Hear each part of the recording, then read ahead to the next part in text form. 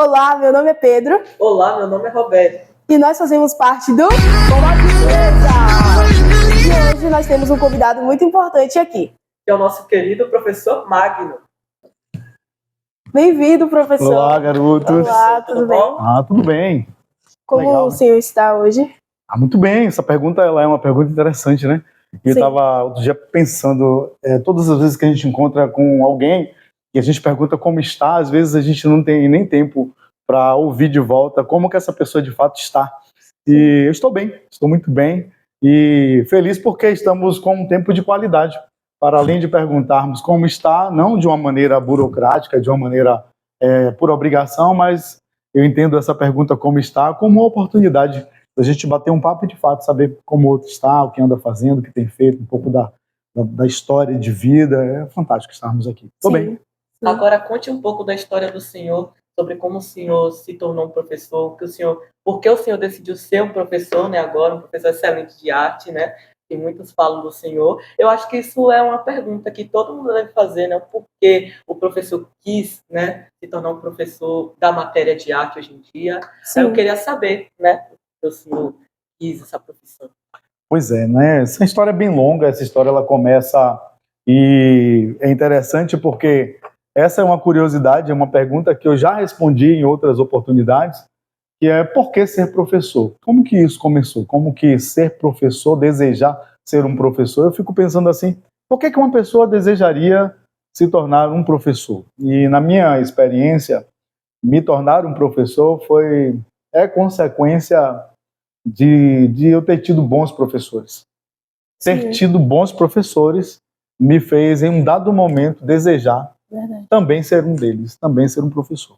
Geralmente os seus professores de arte sempre te incentivou a crescer nesse sentido para o senhor virar um professor de artes? Não necessariamente, Pedro, não necessariamente os professores de arte. Os professores de um modo geral, mas eu tive sim um professor de arte chamado professor Gilson, e esse professor ele foi importante em uma das etapas. Na primeira etapa, não ainda no sentido de que a atuação dele, ele foi um professor excepcional, mas não no sentido de que a sua atuação tivesse me despertado a me tornar professor.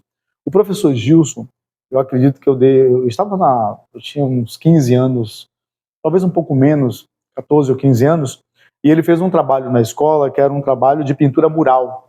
Era por ocasião do aniversário da escola, e a escola chamava-se Escola Castro Alves. E tinha um patrono, que era o Castro Alves, o poeta Castro Alves. Sim. E ele separou os grupos, separou os estudantes em grupos, e cada grupo tinha que criar um trabalho que seria pintado no mural, executado no mural da escola. Era um muro bem grande, parecido com esse aqui do Cleusa, e a pintura, o trabalho todo seria na parte externa. E foi quando pela primeira vez eu me descobri conseguindo desenhar. Eu fiz o rosto do Castro Alves e o professor achou aquilo fantástico. Ele me deu uma responsabilidade. Ele disse, seu trabalho está muito bom, mas eu preciso que você faça isso no muro. E aí foi um grande desafio. Porque uma coisa é você desenhar numa folha de papel e aquilo fica bom, e vocês sabem muito bem, né, que lidam com o desenho, com os desafios do desenho, da arte de um modo geral. Outra coisa é jogar isso numa tela, num muro em branco, que é uma tela em branco.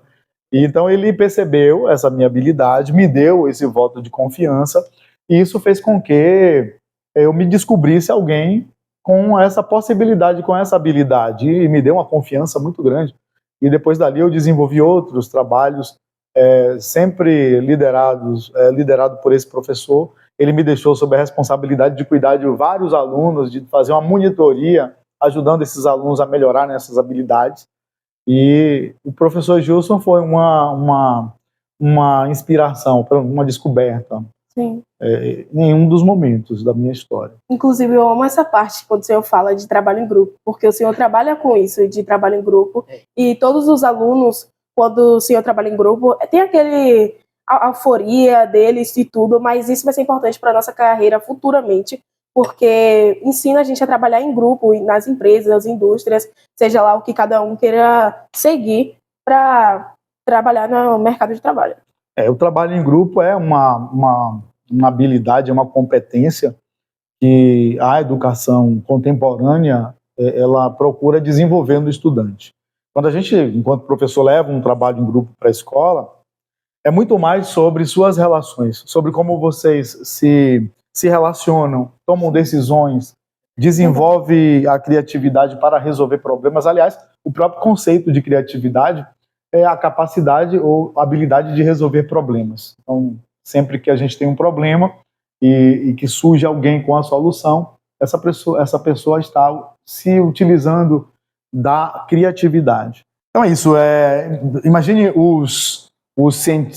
imagine se durante a pandemia nós não tivéssemos cientistas criativos que fossem buscar nos livros, fossem buscar na história, fossem buscar nos anais da ciência as experiências do passado e conversarem uns com os outros, dialogarem, entrarem em contato. No mundo globalizado não cabe mais estarmos isolados.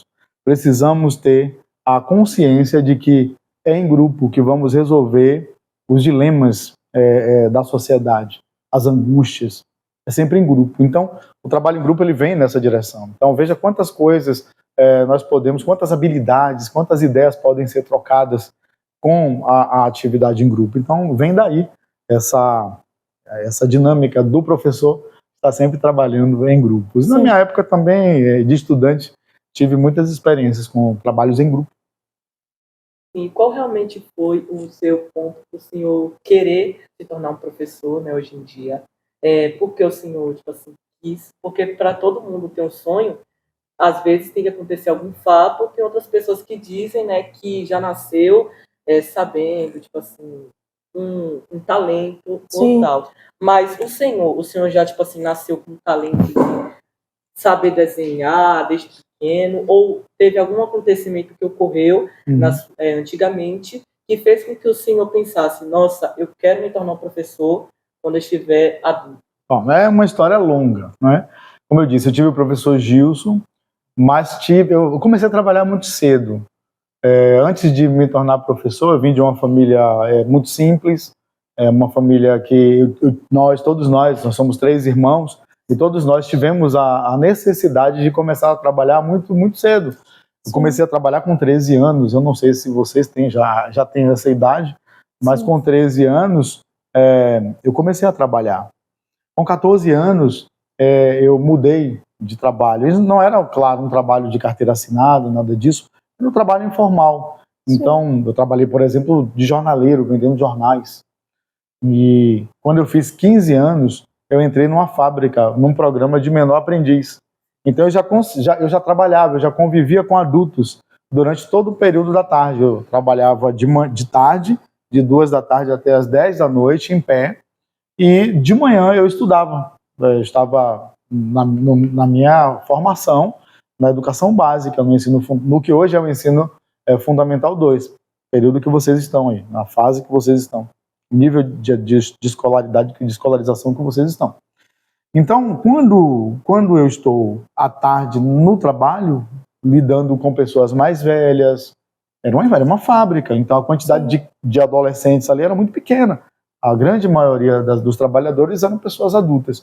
E de manhã eu estava na escola, ali, seguindo os meus estudos certinho. Mas um dia, eu tive uma professora, na época eu tive uma professora, chamada Lisete Limoeiro. Lisete Limoeiro era uma mulher muito forte, era uma professora de história, uma professora que tinha um olhar penetrante, assim, ela impunha respeito, sabe aquela aura de respeito, quando o professor chega, todo mundo se cala. E na minha época não tinha muito essas conversas que a gente tem. Hoje vocês conversam mais, né? Tem uma flexibilização maior sobre o diálogo. Na época não. Era tudo muito tradicional, assim. E a professora Lisete, ela fez um trabalho, e nesse trabalho era uma prova oral. Ela tinha feito um trabalho em grupo, que era uma peça. Nós precisávamos nos organizar e montar uma peça sobre o islamismo. E eu fiz aquela peça e me destaquei e ela me elogiou. E esse elogio veio para o meu coração. Mas tempos depois, ela fez uma prova oral, que era sobre o renascimento cultural. E nessa prova oral, ela era assim, ela chamava o aluno e colocava na frente dela para falar tudo sobre o capítulo do livro. Então, o assunto era renascimento. Eu me lembro que eu sentei na frente dela e, muito nervoso, ela me chamou, próximo, venha Magno, e eu sentei e comecei a falar. Tinha estudado, Comecei a falar tudo do Renascimento, contexto histórico, os principais artistas, as características principais do movimento. E ela ficou assim me olhando e valia 6 pontos. E ela me deu a nota máxima. E depois que eu terminei tudo, ela ficou assim me olhando, ela fez: parabéns, você tirou a nota máxima. E ela não me disse nada, não me elogiou. Sim. Ela perguntou: você tem irmãos? Você é filho único? Eu disse: não, eu tenho mais 2 irmãos. E só isso. E ela muito obrigado, e me mandou sentar. Mas eu não voltei mais para o meu lugar da mesma forma. Eu voltei com a consciência de ter gostado de fazer aquilo. Eu gostei de falar. Eu fiquei amarradão em falar e a professora validar aquilo que eu estava falando. Ela me deu a nota máxima. Eu disse: eu sou capaz de fazer isso. Então eu pensei: olha, eu trabalho de 2 da tarde às 10 da noite numa fábrica como menor aprendiz. E eu comecei a observar os professores. A partir da professora Lisete, eu comecei a observar. E teve um dia que eu disse: eu quero ser igual a essa professora. Eu quero ser igual a ela. Eu vi ela chegar arrumada, ela chegava dirigindo, às vezes o esposo ia levar. Sim. Eu comecei a fazer um cálculo simples na minha mente: esse professor deve ser bom. Deve ser melhor do que trabalhar na fábrica. Mas não só isso. Havia um encanto. Eu fiquei encantado pela possibilidade de um dia me tornar um professor. E a partir dali a minha vida mudou. Eu trabalhei com outras coisas, trabalhei em outras profissões. Depois da fábrica eu fui ser vendedor. Depois que eu terminei um período como vendedor numa loja, num shopping, eu trabalhei em farmácia, como operador de caixa de uma farmácia. Mas na minha cabeça estava a ideia fixa de que eu seria professor. E durante todo o tempo que eu estava trabalhando, eu também estava estudando. Então, Sim. eu comecei a trabalhar com 15 anos e não parei de trabalhar. E a minha vida escolar, a minha formação foi toda estudando e trabalhando. Até o ponto em que eu termino o meu ensino médio e vou prestar o vestibular. Então, eu decido prestar vestibular. E ali eu fiquei numa encruzilhada sobre que carreira seguir. Eu sabia que eu queria ser professor. Agora, de que matéria? Talvez essa seja a dúvida de vocês, né? Eu tinha feito um curso, que era um curso de desenho de arquitetura. Era um curso para ser desenhista. E a gente projetava prédios, casas, fazia todo o cálculo estrutural, fazia parte do projeto. Nós não podíamos... O técnico em desenho de arquitetura, ele não podia projetar, ele não é um arquiteto, ele cria os projetos, ele desenvolve os projetos. Ou ele transforma no projeto, no desenho, as ideias do arquiteto. E quando eu terminei, então na hora de fazer o vestibular, isso foi levado em consideração, que é uma coisa que a gente precisa fazer também. Na hora vocês estão estudando, vocês podem ser qualquer coisa. Vocês estão aqui da Escola Cleusa, vocês poderão se tornar engenheiros, médicos, advogados. E essa escolha vai ter que acontecer em um dado momento. Então é importante que vocês já levem a sério os estudos, para que quando chegar a hora da escolha, vocês tenham pelo menos parâmetros para escolher. Olha, eu tenho habilidades. E quando eu fui escolher, eu sabia desenhar, eu tinha feito o curso técnico de desenho, e eu queria ser professor. Então eu pensei, dá para ser professor fazendo a faculdade de desenho. Que na Universidade Federal tinha esse curso, que era o curso que formava os professores dos cursos técnicos. Então, na minha cabeça, eu iria fazer o vestibular para o curso de licenciatura em desenho, iria trabalhar com desenho geométrico, iria fazer concurso depois para trabalhar nos cursos técnicos. Acontece que, logo depois que eu entrei na universidade, alguns anos depois, a política educacional do país mudou e esses cursos técnicos, eles deixaram de existir. Então, eu fiquei com uma formação e agora o que é que eu faço? O que é que eu vou fazer com esse curso que agora já não tem mais campo de trabalho? Então, foi um dilema. Então, eu acabei me especializando em História da Arte. E abri um concurso, e aí uma escola de um bairro de Salvador estava precisando de professor de educação artística para trabalhar com desenho geométrico. Na verdade, não era nem educação artística. Eles precisavam de um professor de desenho geométrico. E eu estava ainda na universidade quando eu comecei a dar aula de arte, que era o desenho geométrico. E aí, depois de muito tempo, foi que eu vim fazer uma outra graduação. Depois eu fiz um pouquinho antes disso, eu fiz o concurso público e entrei aqui na rede de Camaçari. E comecei a trabalhar dando aula de arte, porque o concurso foi para arte. E quem era formado em desenho, ele tinha a licença para lecionar desenho geométrico, história da arte e educação artística. Então foi assim que eu entrei e me tornei professor de arte aqui na escola. Então, mas a minha inspiração mesmo foi uma professora de história. Aí tem um dedinho lá do professor Gilson, que a gente conversou um pouquinho no início do podcast. E depois já de eu formado, com bastante tempo já de profissão, eu resolvi fazer uma outra graduação, que foi o curso de História. E aí, mais recentemente, eu passei em um outro concurso público na Prefeitura de Lauro de Freitas, e lá eu trabalho com História e Cultura Afro-Brasileira e Indígena. Então eu sou um professor a partir dessa formação. Mas o start, o ponto de aquilo que me incentivou foram os meus bons professores. E ter podido ter uma professora como Lisete Limoeiro, que eu pude olhar para ela e dizer, eu quero fazer o que ela faz. Eu quero ser como essa professora. Deu para perceber que ao longo da sua carreira o senhor teve pessoas que te incentivaram a ser o que o senhor é hoje. E os seus pais, eles sempre quis que o senhor fosse professor, ou eles quiseram uma profissão melhor para o senhor adquirir uma profissão melhor para o senhor ou para o professor mesmo? Eu não vejo as profissões, não classifico as profissões como melhor ou pior, ou como melhores ou piores. Eu classifico como mais difíceis, mais complicadas. Eu classifico as profissões como necessárias. Essa categoria de melhor ou pior, nunca foi parâmetro para mim. Sim. E nem para os meus pais. Os meus pais, eles não tiveram uma educação formal tão longa. Eles concluíram. Meu pai, ele tinha um antigo ensino primário, estudou até a 4ª série, e a minha mãe até por volta da 3ª série. Então eles não tinham uma tradição e as condições para me incentivarem ou decidirem uma profissão. Eles nunca se envolveram diretamente na decisão daquilo que seria um sonho para mim, ou melhor, de transmitir, de me influenciar a partir do sonho deles para mim. Não, eles me acolheram. Me lembro que a minha mãe, ela chegou a uma fase da minha vida que ela não sabia, ela não tinha condições de me ensinar as lições de casa, porque eu já estava no nível maior do que o dela. Mas ela tinha o cuidado de buscar uma escola de qualidade no bairro, uma escola pública. Ela nunca me colocou na pior escola do bairro, nem na mais próxima de casa. Era mais longe. A escola que eu estudei no ensino fundamental, eu tinha que cortar 3 quarteirões. Eram 2 bairros que eu passava. Eram 2 bairros, não eram nem quarteirões, eram 2 bairros mesmo. E eu ia a pé, eu levava 30 minutos para sair da minha casa e chegar na escola. A minha mãe me colocava numa escola longe, desde que fosse boa. Ela pegava referências com as amigas.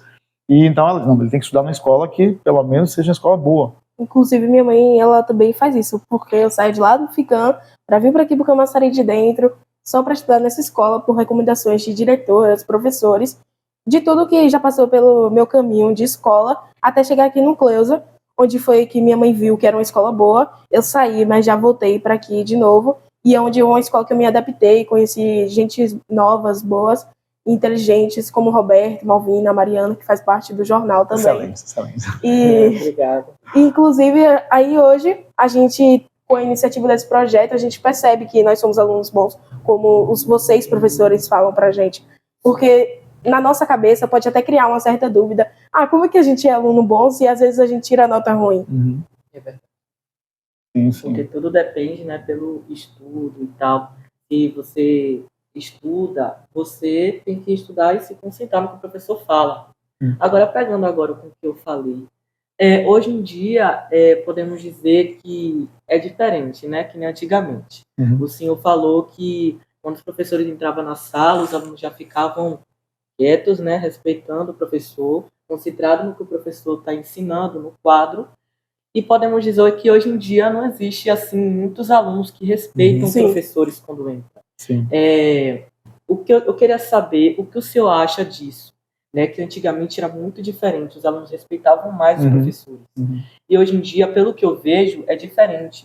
Os professores entram, tem alunos que entram e nem dão boa tarde para o professor, né, não presta atenção no que o professor está ensinando, Sim. fica conversando com os colegas, acaba também desrespeitando quando o professor reclama, né, que não é necessário o aluno brigar, assim, debater com o professor. E eu queria saber como é lidar com isso hoje em dia. Sim, a comparação que você traz, que eu pontuei aqui, mas eu queria só fechar um pouco do raciocínio da pergunta, né, sobre os meus pais. Então foi mais nesse sentido, eles me incentivavam, eles me cobravam os estudos, Sim. mas eles nunca foram muito de decidir o que eu seria. Meu pai costumava me chamar de meu engenheiro quando eu era bem pequenininho. Ele me chamava assim, meu engenheiro, meu engenheiro. Mas não sentia isso como uma cobrança. Mas muito incentivo eu tive. Minha mãe, ela me chamava para estudar muito cedo. Não existia um dia em que eles não me acordassem para ir trabalhar, para ir estudar ou até para ir trabalhar, já que eu comecei a trabalhar e estudar também muito cedo. Sim. Então é isso, eles não ouvem isso. E quanto à profissão, a melhor ou a pior profissão, eu não gosto dessa categoria melhor ou pior, também. porque eu acho que profissão é dignidade, não é? Tem profissões que elas são muito bem pagas, o profissional é muito bem pago, então ele vive com mais dignidade. Tem profissões que o profissional ele é mais mal pago, então ele não tem a mesma dignidade, né? Ele vive com mais dificuldade. Outro dia eu estava falando aqui na sala de aula, aqui na escola, de que a quantidade de dinheiro, a profissão boa, é aquela que é a sua vocação. Quando você descobre o propósito, você entende que, por mais difícil que seja a profissão, você quer estar nela. Você quer estar nela. Te faz bem. Essa é uma profissão boa. Agora, tem uma questão que é preciso levar sempre em consideração.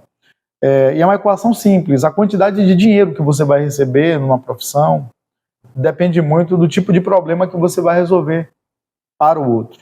A sociedade é formada por várias comunidades de indivíduos.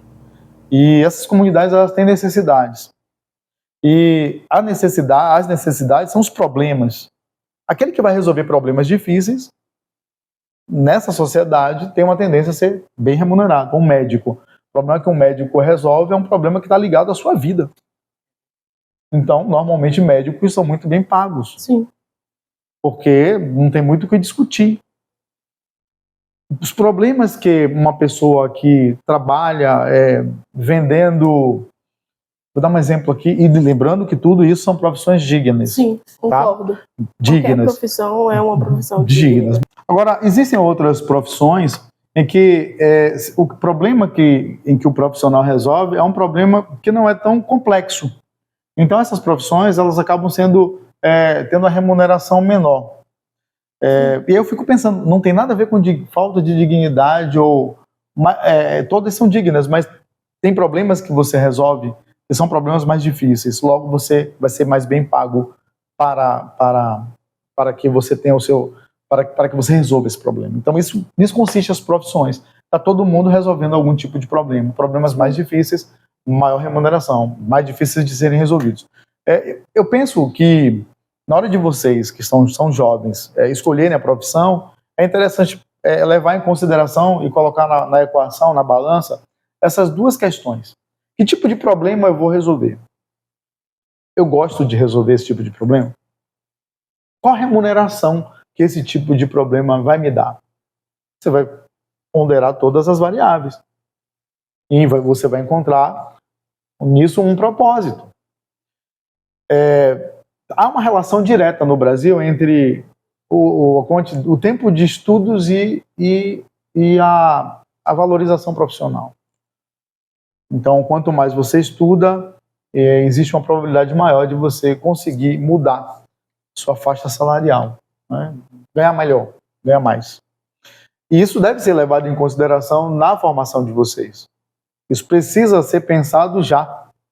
E aí o Roberto ele colocou um ponto aqui que eu queria fazer esse gancho, que é sobre esse respeito que o professor tinha, ou que o professor tinha por parte do aluno há tempos atrás. Sim. Essa quietude na sala de aula. Uma sala de aula em que os estudantes prestavam mais atenção, tinham maior reverência, conseguia ver no professor o encanto. Foi na minha quietude que eu consegui perceber o encanto da professora Lisete e desejei ser como ela era. Então, Imagine você que numa sala de aula agitada, onde não há respeito, onde o aluno ele não respeita o professor, ele nem tem tempo para essa quietude e para ter essa admiração, para que ele tenha esse encanto. Eu vejo com muita tristeza, porque eu vejo como uma perda de tempo e um desperdício de potencialidades. Você está numa sala de aula e está desligado, ou está numa sala de aula e está desrespeitoso. Primeiro, para com você mesmo, porque você está deixando de aprender. E segundo, para com o professor. Terceiro, para com seus colegas, porque um aluno agitado, ele cria toda uma perturbação na sala de aula que faz com que ninguém ganhe com isso.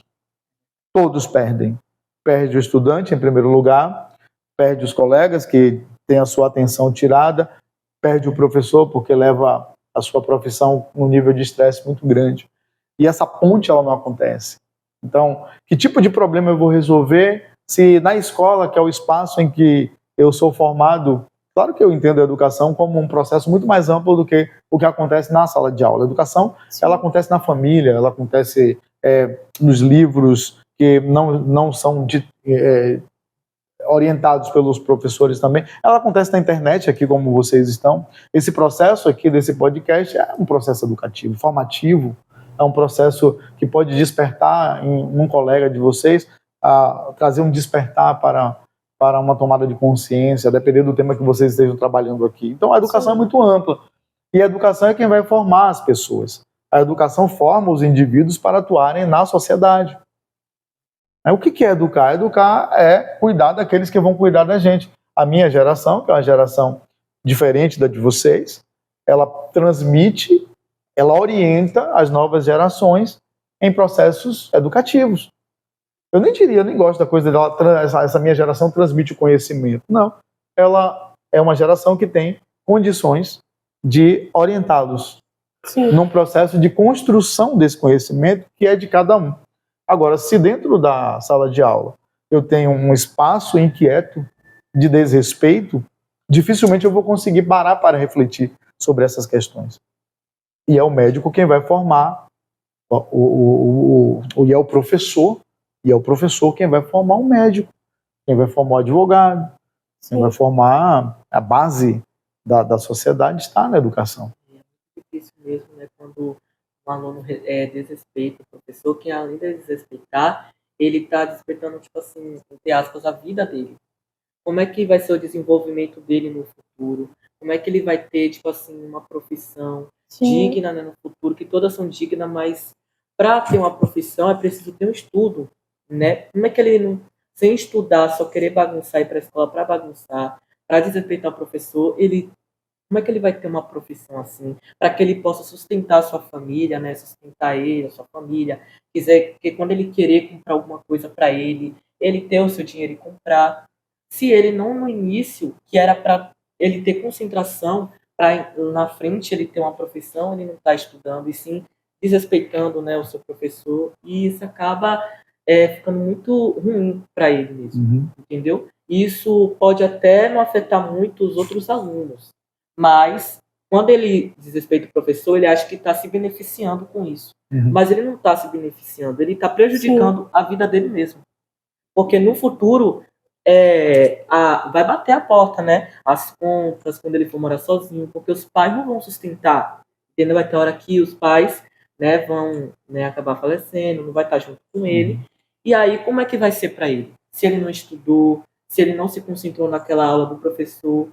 Isso é muito difícil, né? Isso é bastante irrelevante para ele, ficar desrespeitando o professor, o colega, e no futuro ele não tiver uma base para ter uma profissão. Porque estudar aqui agora é uma base para o nosso futuro, né? Como aluno. Sim. Aproveitando essa fala de Roberto, eu queria te perguntar, assim, como é que o senhor lida quando um aluno fila aula, te desrespeita, não quer saber de nada, quando ele não quer prestar atenção nem no assunto que o senhor está dando?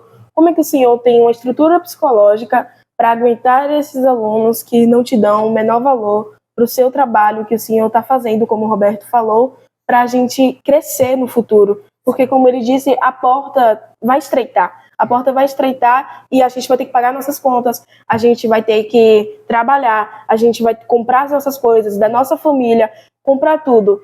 E como é que o senhor faz para lidar com isso psicologicamente? Assim, a formação do professor, ela dura 4 anos. Nós, quando decidimos nos tornar professores, a gente entra na universidade e lá a gente vai ter as disciplinas. Então a gente vai ter estrutura e funcionamento do ensino, história da educação, didática, metodologia do ensino da disciplina que você estiver estudando, psicologia aplicada à educação, a gente vai estudar teoria, os psicólogos os teóricos da área da psicologia que tratam sobre o funcionamento da mente humana para a aprendizagem. Tudo isso a gente tem. Mas a sala de aula, o chão da sala de aula é sempre desafiador. E cada professor vai ter um modo de lidar com isso. Eu não sei se vocês acompanham, mas há uma quantidade cada vez mais crescente de professores afastados da escola por causa de transtornos psicológicos. Né? Síndrome de burnout, a gente tem uma depressão, então doenças psicossomáticas, fibromialgia. Então, há um processo de adoecimento do professor na sua rotina. E boa parte desse adoecimento se dá por conta desse processo de indisciplina. Ainda ontem eu encontrei um professor, ele me reconheceu de um podcast, ele me viu num podcast em que eu estava falando sobre gentileza. Estava falando sobre as relações de civilidade na escola. E ele me abordou num evento em que eu estava ontem, e ele me relatou sobre a dificuldade que ele estava sem dormir, porque estava com uma turma de 6º ano em que ele não consegue trabalhar, e ele estava levando tudo isso para a vida pessoal dele. E eu conversei bastante, trocamos ideias, e inclusive fiquei de entrar em contato indicar algum tipo de literatura para ele. Falei um pouco da minha experiência também. Eu, particularmente, procuro lidar com a minha vida cuidando das áreas da minha vida. Né? Há um autor chamado Sam Harris que ele divide a vida em 5 áreas. A vida familiar, a vida profissional, a vida financeira, a vida sentimental, e nessas áreas e a vida espiritual. E essas áreas todas precisam ser bem tratadas. Sim. Ora, espiritualmente eu preciso sair de casa e ter um momento de devoção, um momento de devocional, um momento, o meu a sós com Deus. Eu sou evangélico, então eu faço as minhas orações, mas qualquer pessoa que tenha uma outra fé, um outro credo, precisa cuidar da sua vida espiritual. Porque isso é a base. Né? Eu procuro cuidar da minha vida familiar. Ter uma boa relação na minha casa, com a minha esposa, com a minha filha, com a minha sogra que mora conosco. Então, a gente vai cuidando das áreas da nossa vida. Eu não abro mão do meu lazer. Quando você chega no fundo do meu carro, lá na mala, tem skate, tem raquete de tênis. Então, eu tenho uma vida física. Eu procuro fazer atividade física, academia, regularmente. Pelo menos 3 vezes por semana eu estou fazendo a atividade física. Então isso vai me ajudando a cuidar do meu interior, da minha mente e do meu físico. Eu procuro me alimentar bem. E a indisciplina em sala de aula, eu procuro sempre fazer algo na perspectiva da civilidade. Vocês são alunos meus. Não é que eu não me estresse em sala de aula. Não é que de vez em quando a gente não fala mais duro com o estudante, chama a atenção de uma maneira mais incisiva. Mas sempre que é possível resolver as questões em sala de aula, eu tenho procurado fazer. E isso me ajuda em certa medida. Outra coisa que me ajuda é manter um bom relacionamento com os meus alunos. Eu não tenho um problema pessoal com o estudante. Isso, sempre que tenho, sempre que posso, procuro estar trazendo trazendo afeto. Né? Afeto não quer dizer que você vai ficar abraçando todo mundo, beijando e falando só palavras bonitas. Não é nada disso. Afeto é o bom encontro. É transformar as minhas aulas em bons encontros. Por isso que às vezes eu estou no pátio, às vezes eu estou aqui, eu estou na biblioteca com os meus estudantes, às vezes eu estou saindo da escola e levando-os ao museu. Às vezes a gente está fazendo uma atividade mais lúdica, às vezes a gente está no karaokê aqui brincando e cantando. Isso vai fazendo com que a gente tenha relações mais brandas e procuro não me deixar cair no perigo da repetição. Eu não gosto da ideia de ser um professor previsível, em que eu entro na sala e o meu aluno já sabe exatamente o que eu vou fazer. Sim. Eu gosto do fator surpresa. Isso me ajuda a lidar bem com a indisciplina, porque eu não percebo a indisciplina como algo rotineiro na minha experiência. Eu até tenho momentos de indisciplina. E eu também não considero que uma sala de aula, em algum momento barulhenta, seja ruim. Sim. Às vezes é interessante, quando a gente está desenhando, quando a gente está em grupo, quando a gente está no período junino aqui, todo mundo no pátio da escola, no chão, é impossível a gente ter silêncio total nesses momentos. E aquilo é produtivo, aquilo é importante para o estudante também. Então, mas há momentos em que a gente precisa realmente, numa aula expositiva, numa aula em que a gente precisa explicar alguns conceitos, precisa do silêncio. Aí, nesse momento, a gente tem que chamar a responsabilidade. Então, eu procuro lidar primeiro cuidando de mim, da minha mente, do meu corpo, do meu espírito, para que eu possa entregar para o aluno uma certa leveza. Porque se eu tiver um pouco de leveza, é um princípio bíblico que diz, olha, tudo que você plantar, você vai colher. Então, se a gente planta leveza, é possível que a gente colha leveza. Agora, é muito desafiador, porque há estudantes que eles só entendem uma linguagem. Eles não entendem a linguagem da civilidade, da leveza. Verdade. Às vezes ele está acostumado em casa, na rua, só com gritaria, e então ele só entende quando você chama a atenção de uma forma mais incisiva. Então, eu procuro lidar com isso assim, e não levar para o lado pessoal. Eu entendo, Roberto, que quando o aluno ele entra num processo de indisciplina, ele é quem mais perde.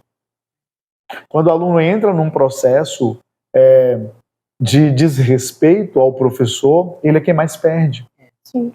Porque, bem ou mal, o professor ele não é alguém que seja que deva ser para o estudante um inimigo. Bem ou mal, a realidade do professor ela já está mais ou menos encaminhada. Mas o estudante está em formação. Então, é um grande desperdício. Eu vejo isso, na verdade, às vezes, eu tenho um certo sentimento de compaixão, de empatia, mas eu não diria um sentimento de tristeza porque a gente sabe, a gente já viveu um tempo de vida na nossa experiência suficiente para saber onde essas coisas vão dar. Sim. Onde isso vai desembocar, onde uma atitude displicente perante os estudos vai culminar, não vai dar bom. Então isso às vezes deixa a gente um pouquinho triste enquanto professor. É impossível não ser afetado negativamente diante do desrespeito.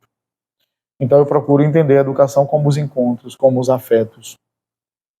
E se eu conseguir equalizar, equilibrar isso em uma certa medida, eu consigo melhores resultados.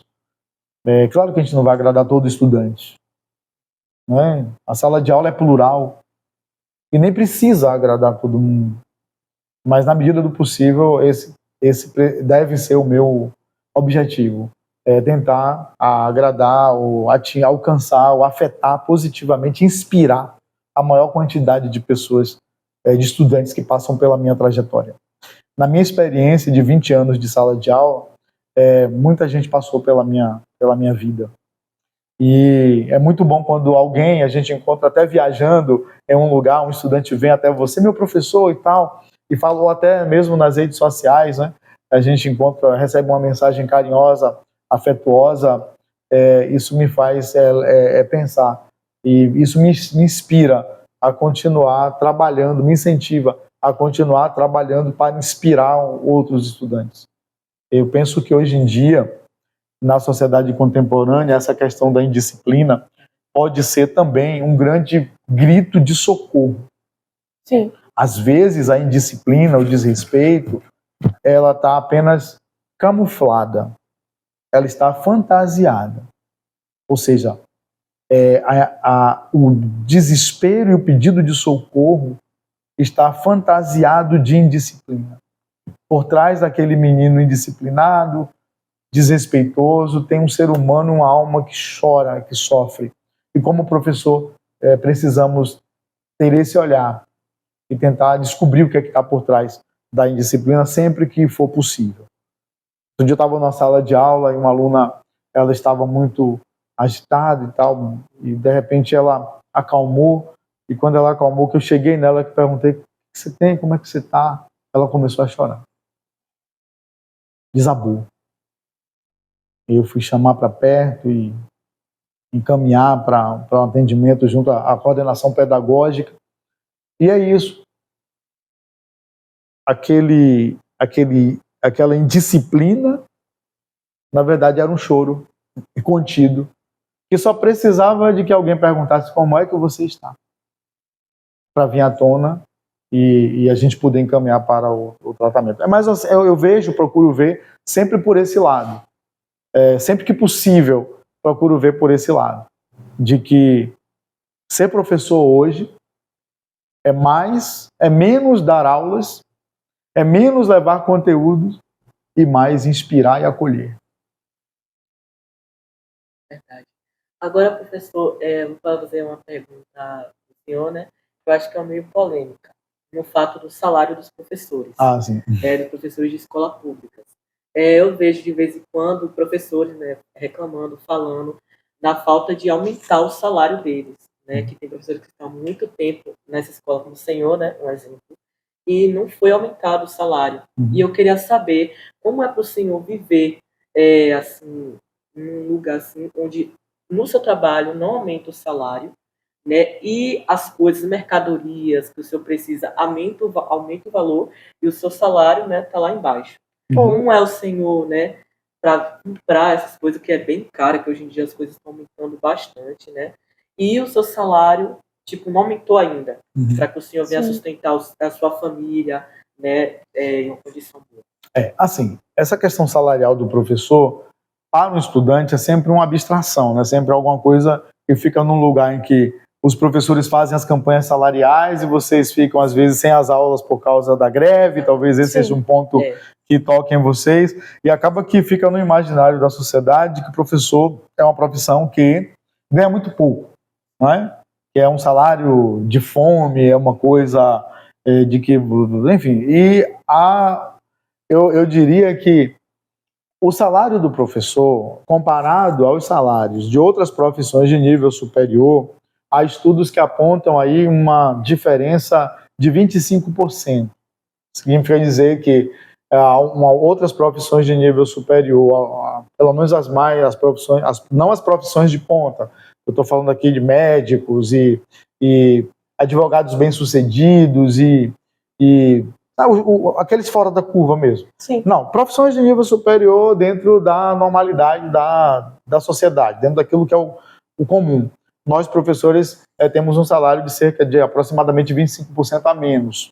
Mas ainda assim, os nossos salários são salários de profissionais de nível superior. Ou seja, não estamos entre os piores salários do país. Estamos entre os salários baixos dentro da faixa de profissionais de ensino superior. A gente não pode comparar o salário de um professor com o salário mínimo, por exemplo. Nesse sentido que eu estou dizendo. A gente não pode comparar o salário de um professor no caso de nós professores da rede pública, como você colocou, Roberto, porque o professor da rede pública ele é um profissional concursado. Então ele é um profissional de nível superior, um profissional de carreira. E ele tem uma defasagem salarial, mas ainda assim ele tem um salário que ele consegue viver com uma certa dignidade se a gente for comparar aos salários de outras profissões. Quando a gente fala da rede pública, ainda há uma condição salarial um pouco melhor do que a grande maioria das escolas particulares. Vocês podem ficar surpresos, mas a grande maioria das escolas particulares pagam salários menores do que a rede pública. E eu estou falando isso porque eu trabalho com uma profissão que inspira outras pessoas a serem o que eu sou. Eu só sou professor porque eu tive uma professora que me inspirou. Mas às vezes a gente vê o estudante, ele até tem o desejo de ser professor, ele coloca na balança ou tem aquele imaginário de que o professor vai morrer de fome. E não é bem assim. Mas, professor, então você está dizendo que os professores ganham muito bem? Não. Eu estou dizendo que os professores deveriam ganhar melhor, dada a importância do trabalho que ele desenvolve. Ele é a profissão que está na base de todas as outras. Se somos a profissão que está na base, na formação de todas as outras, isso quer dizer que para ter um médico, tem que ter um professor. Para ter um advogado, tem que existir um professor. Todos vocês aqui da educação básica vão precisar de professores para chegarem nos níveis mais altos de escolarização. Então, nesse sentido é que eu digo que a essencialidade da profissão de professor exige de que a sociedade tenha um olhar mais coerente na sua valorização e que esse olhar seja traduzido em melhores salários. Mas não só melhores salários. Quando o professor está fazendo um movimento e brigando por melhorias, ele não está brigando por melhorias somente de salário. Ele também está brigando por melhoria de condições de trabalho. Ele está lutando por melhorias das instalações das escolas, porque isso a gente entende que a estrutura ela contribui para um bom funcionamento. Então, o ato político do professor, de fazer as mobilizações, de sinalizar a necessidade de mudança, é importantíssimo. Agora, não podemos ver a profissão, e eu não advogo nessa área, de que o salário do professor é um salário que ele não consegue viver. Não. Eu estou colocando isso com o máximo de cuidado, que é para que também a gente não saia daqui achando que vivemos no mundo as mil maravilhas e que o salário do professor é maravilhoso. Não é. Mas tem suas compensações. Por exemplo, um professor concursado, ele pode trabalhar em 2 lugares. Ele pode trabalhar ele pode ter até 2 concursos públicos.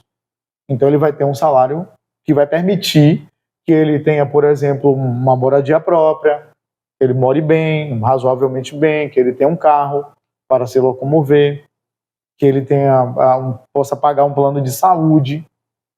Então isso não é uma vida indigna. Não sei se eu me fiz entender como que eu lido com essas questões. Eu entendo que a minha profissão ela é excelente, ela é essencial. Eu entendo que muita coisa precisa melhorar, mas eu não me vejo nesse lugar de que ser professor é inviável por uma questão econômica. Não. Não é algo inviável. Se fosse, ninguém seria professor. Entendeu? Então, basta a gente olhar um pouco as condições de vida de um professor bem-sucedido. E aí é preciso a gente olhar um professor bem-sucedido. Seu parâmetro vai ter que ser sempre os bem-sucedidos. Vocês são estudantes. Qual o parâmetro de um estudante? Precisa ser os profissionais bem-sucedidos. Como vivem os advogados bem-sucedidos? Como vivem os médicos bem-sucedidos? Como vivem os professores bem-sucedidos? E além do mais, na carreira de professor, existem várias camadas. Você pode ser um professor da educação básica, você pode ser um professor universitário, você pode fazer mestrado, doutorado, você pode ser um professor da universidade, você pode ser um professor dos institutos federais. Então, levando em consideração isso, existem várias possibilidades de vocês, se quiserem se tornarem professores, não terem medo da carreira, mas buscarem estar sempre entre os mais bem-sucedidos. Tem professores que dão palestras e que ganham por isso, tem bons professores que estão nas redes sociais fazendo trabalhos excelentes e que também recebem por isso. Então, se você encontrar um professor inspirador, você que assiste ao nosso podcast, você é um estudante aqui do Podcleus e acompanha o trabalho dos meninos, não tenha medo não, vai embora, vai em frente, segue o seu sonho, encontra aí a sua inspiração e seja não um professor qualquer, seja o melhor professor que você puder ser.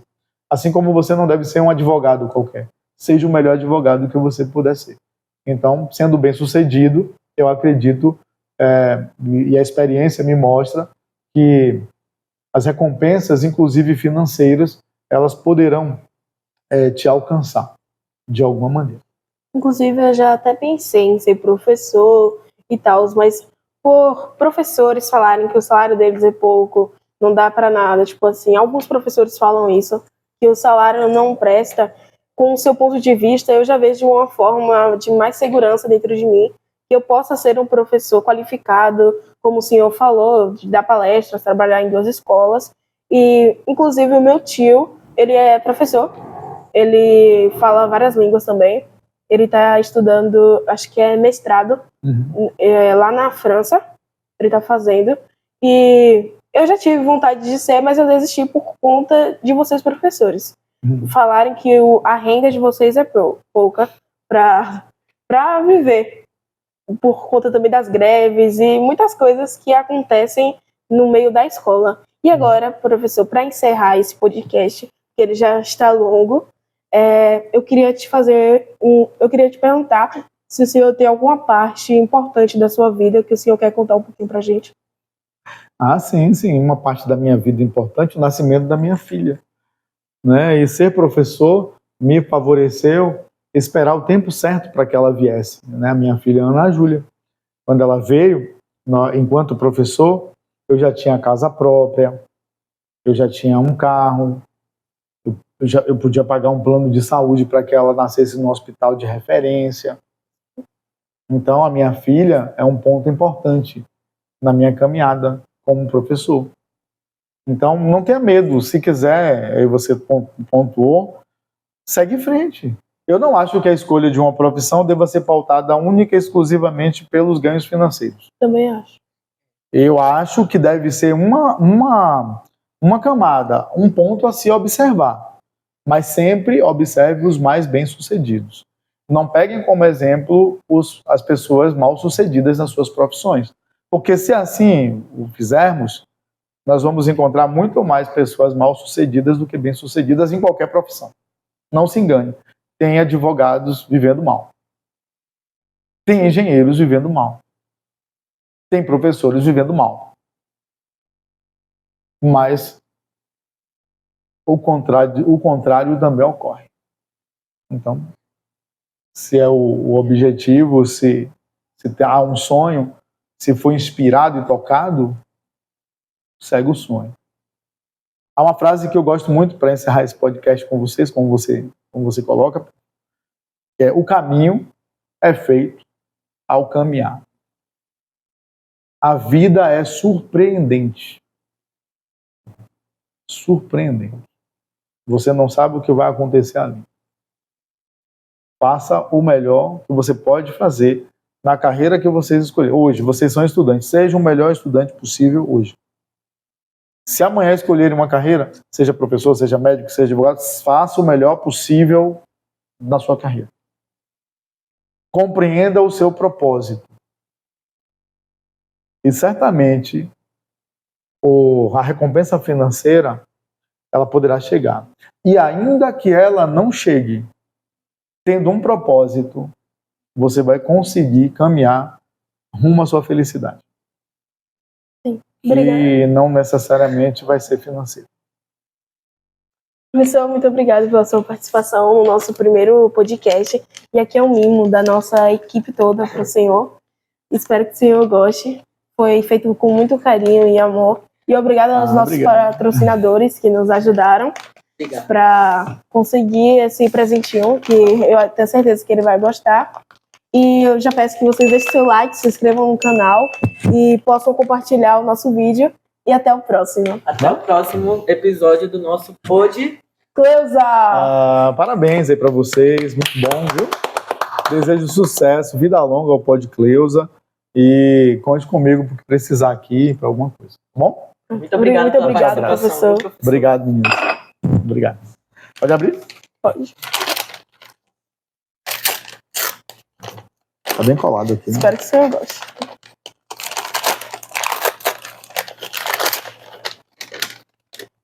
Aham! É surpresa. Só no próximo Pod Cleusa.